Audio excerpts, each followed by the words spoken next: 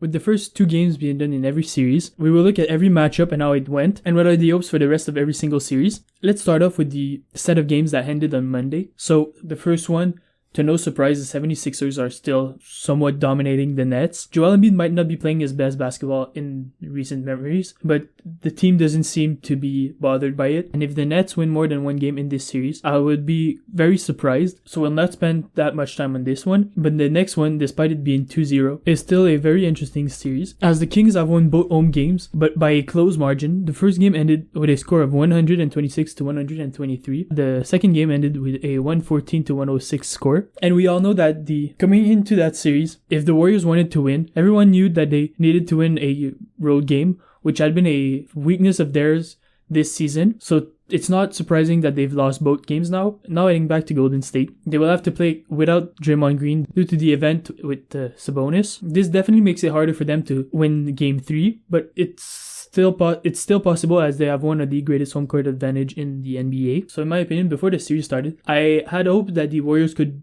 beat the Kings, and I had the expectations that they would possibly be able to win one in Sacramento. But with the way the last 2 games have panned out, I might need to change my opinion and say that the Kings will probably end up winning this series in anywhere around 6 or 7 games and move on to next round. Now for the series that played on Tuesday, the first one, to no one's surprise, is Boston leading 2-0, 2-0 against the Hawks. And just like the 76ers and Nets series, this is one that will probably not be a long series. I don't expect the Hawks to win 1 game, as the Boston Celtics are probably my favorite to make it out the Eastern Conference. Now the second one is the one that people hoped would be the only interesting one in the Eastern Conference, and so far it hasn't disappointed.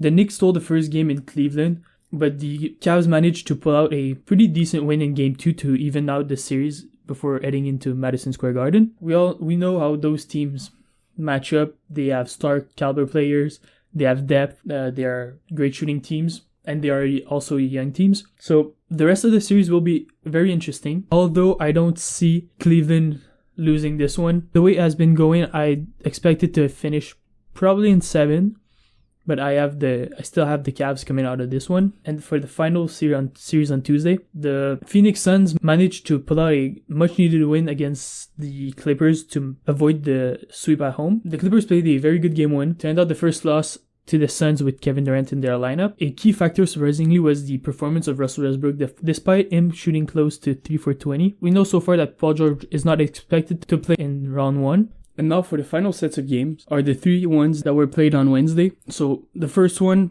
was the Lakers against the Grizzlies, and the Grizzlies managed to even out the series heading back to Los Angeles, even though they missed Ja.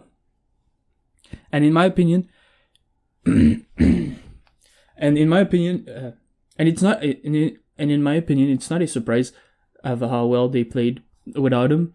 We have seen it throughout the year and last season also, and there's a reason why Tyus Jones is the highest paid backup point guard in the league. This will be definitely one of the most interesting series, and it might end up in 7, but I wouldn't be surprised if one of the team pulls ahead earlier and the series ends in 5 or 6. And now for the final 2, they were pretty boring. Well, we'll start off with the one everyone knows will probably end up in a sweep. It's Denver against Minnesota. I don't think Minnesota has a chance to beat Denver, especially the way Denver has been playing the last 2 games. And for Milwaukee and Miami, despite the fact that Miami stole one on the road, I still don't believe in their chances. We saw yesterday the Bucks completely destroy them despite Giannis not playing, so I don't expect this series to last longer than it needs. So that's it for today's video.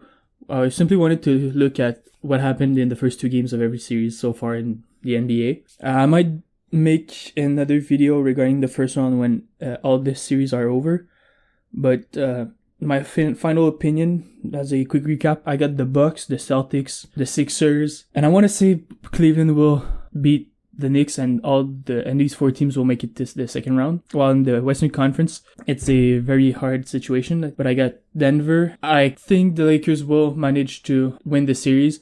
I don't expect AD to still go 4 for 14 and the rest of the team to struggle at the same time. I had the Warriors winning against the Kings, but with the way the Kings have been playing, if they manage to win one on the road, I think they will win the series in 5 or 6. And if not, I don't see the Warriors taking one on the road. So I got the Kings either in 5 or 7 probably. And for the last one, another interesting one, I really don't know who's going to win between the Suns or the Clippers, to be honest. And that being said, hope you've enjoyed.